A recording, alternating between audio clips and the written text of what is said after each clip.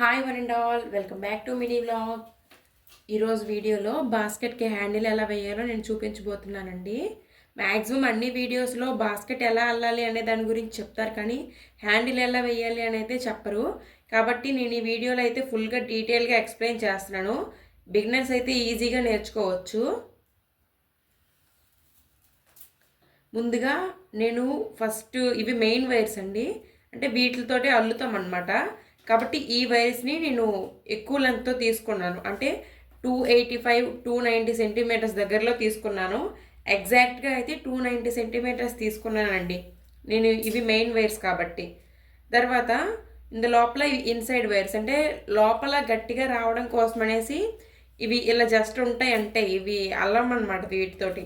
కాబట్టి ఇవి 185 సెంటీమీటర్స్ లెక్క తీసుకున్నాను. ఇవి మాత్రం వీటి చుట్టూ తిరుగుతూ అల్లుతూ ఉంటాం కదా, వైర్ లెంత్ తగ్గిపోద్ది అనమాట. అందువల్ల ఇవి 290 సెంటీమీటర్స్ అయితే తీసుకున్నానండి. మనం ఏ వైర్స్ అయితే అల్లుతామో ఆ వైర్స్ని ఇలా పై ఉండాలన్నమాట. అవి ఇలా పై ఉండాలి. ఏవైతే లోపల ఉంటాయో అవి ఇలా మధ్యలో పెట్టుకోవాలండి. నేనైతే ఈ బాక్స్ ఉంది కదా, ఈ బాక్స్ తర్వాత ఈ నాట్కి ఈ పక్క నాట్లో తీసుకున్నానండి హ్యాండిల్. ఇక్కడ నుంచి అయితే కొంచెం వెయిట్ ఎక్కువ కాస్తుంది, హ్యాండిల్ వేగంగా తెగిపోదని చెప్పేసి నేను ఈ లెంత్లో తీసుకున్నాను. సో లేట్ చేయకుండా మనమైతే హ్యాండిల్ ఎలా తెచ్చుకోవాలి అనేది చూసుకుందామండి.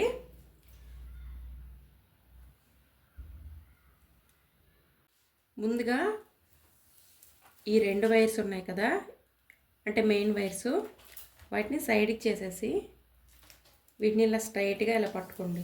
అంటే వీటి చుట్టూ మనం అల్లాలన్నమాట. ఈ 4 వైర్స్ ఉన్నాయి కదా, వీటి చుట్టూ మనం అల్లాలి. సో దీన్ని ఫస్ట్ ఇలా పైకి వేసే వైర్స్ దీనికి పైకి వేసుకోవాలి. ఇలా క్రాస్ చేసుకొని కిందకి వేసే వైర్స్ ఈ 4 కంటే కిందకి వేసుకోవాలన్నమాట. అలా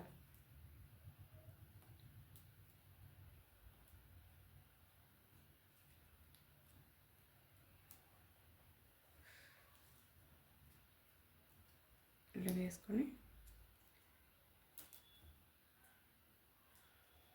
ఇది కిందకి ఇలా పెట్టి ఇలా తీసుకుంటే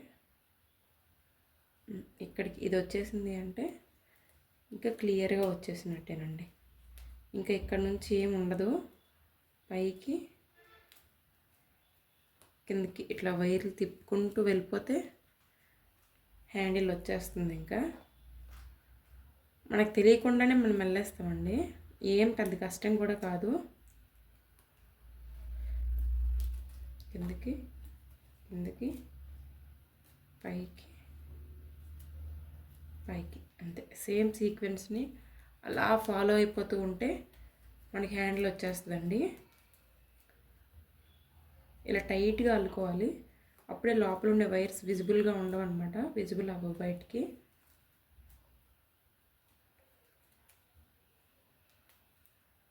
తర్వాత వెనక్కి ఇలా చిక్కులు అయిపోతూ ఉంటాయి.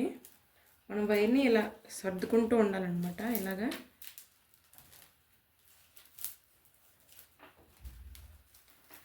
ఎక్కడ మనం సర్దుకున్నా సరే ఇక్కడ ఇది వదిలేయకూడదు. వదిలేస్తే ఒక్కసారి ఊడిపోతుంది, పూర్తిగా వచ్చేస్తుంది అనమాట. మళ్ళీ బిగినింగ్కి వెళ్ళిపోతాము. ఒక హ్యాండిల్ మొత్తం ఒకసారి వేసేయాలి. ఇదో సేమ్ సీక్వెన్స్ని అలా ఫాలో అయిపోవడమేనండి. ఈ మధ్యలో ఉండే దాని చుట్టూ వేసుకోవాలన్నమాట, ఇంకేం లేదు. పైన ఉండే వైర్స్ పైనకి తిప్పాలి, కింద ఉండే వైర్స్ కిందకి తిప్పాలి.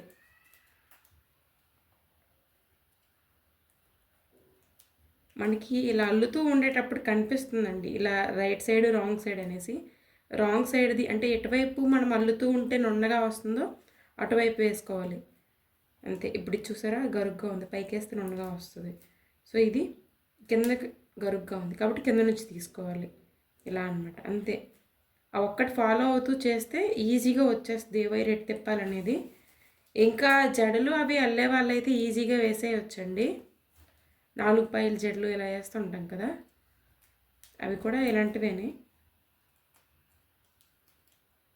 ఇలా కొంచెం అల్లుకున్నాక ఇలా సర్దుకుంటే టైట్గా వస్తుందన్నమాట. అంతేనండి, హ్యాండిల్ ఇంకేమీ లేదు. ఇవి థర్డ్ హ్యాండిల్స్. ఇంకా కొబ్బరి పువ్వుల్లా ఉంటాయి కదా, ఆ హ్యాండిల్స్ కూడా నేను నెక్స్ట్ వీడియోలో చేస్తానండి కంపల్సరీగా.